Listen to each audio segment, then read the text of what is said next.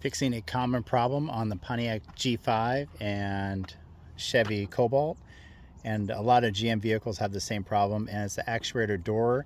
Every time you start the vehicle, it makes a clicking sound.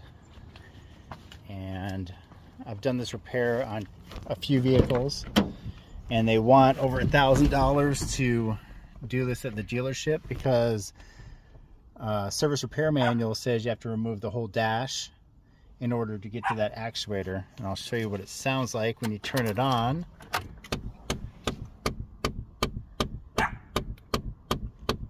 You'll hear that clicking for 5 or 10 seconds, and it's that final gear when it's trying to open up. It's worn out and can't support that, so it'll just start clicking. I'll actually get in there and show you how to fix that, how to do a little hack and what it's actually doing.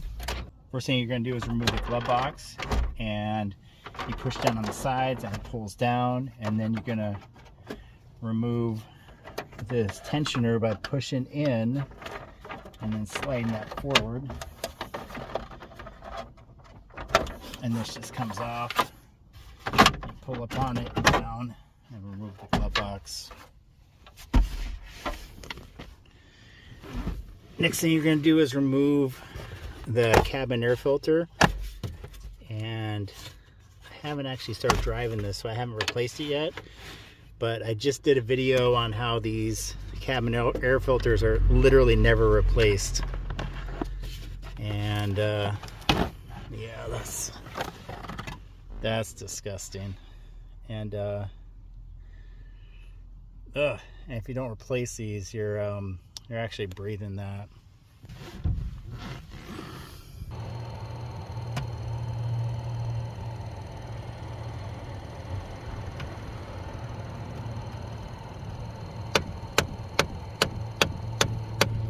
So this is the recirculation button that makes the flap block the outside air.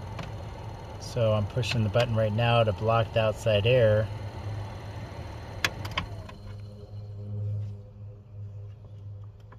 Okay, this is the button for recirculation.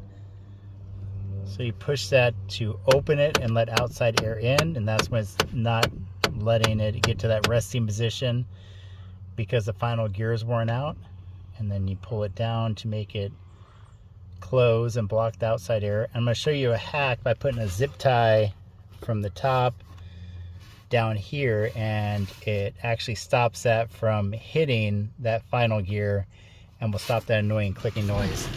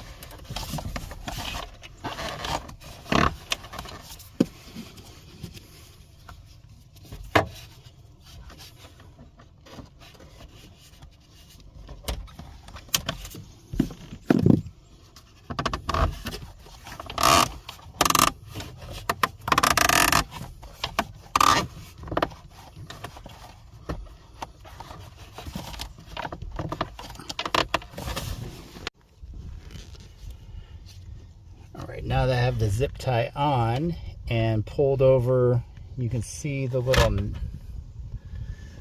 tab on the turn. So I'm going to open it, and then when you close it, it doesn't hit that final gear, so you don't get that annoying clicking noise. So that's blocking the outside air. And then if I zip tie so that little knobby part isn't blocking it, and then I open it up, you get that clicking noise again. So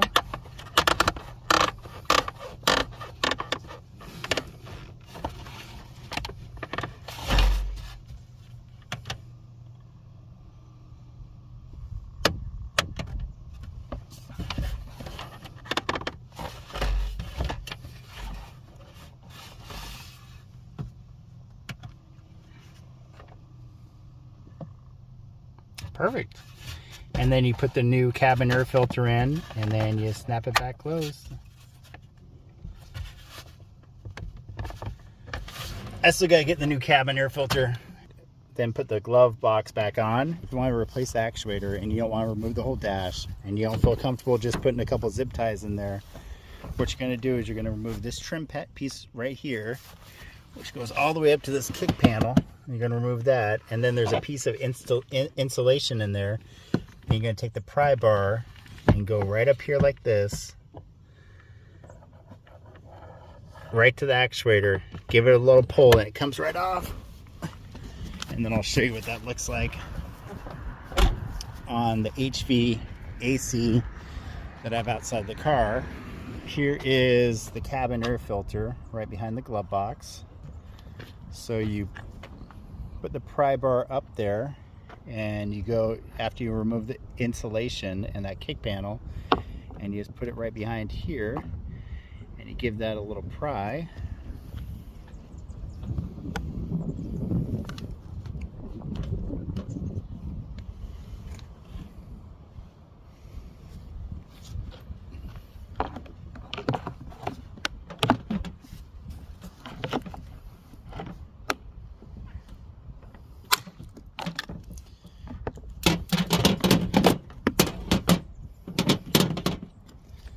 Now it does take some finagling with your hand and with this pry bar, and that's what it looks like. And then this is the gear that actuator turns that moves this flap, and that was the thing you saw in there. And the zip tie just stops this final drive from clicking.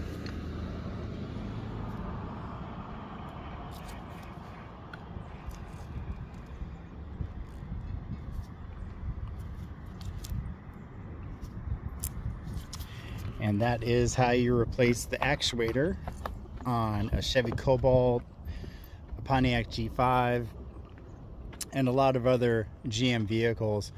But that happens, is very common in GM vehicles. And that is why you hear that clicking noise for 5 or 10 seconds after you turn the car to the on position, is because this is trying to find its resting spot. And this is where the zip tie would go through, right here. And the zip tie works perfectly. So that's what I'm gonna do. I'm gonna leave that car with the zip tie on and not go through the hassle of replacing this, even though I do have an extra one. And that is how to fix your actuator in a Chevy Cobalt or Pontiac G5. If you like this content, please like and subscribe. Thanks for watching.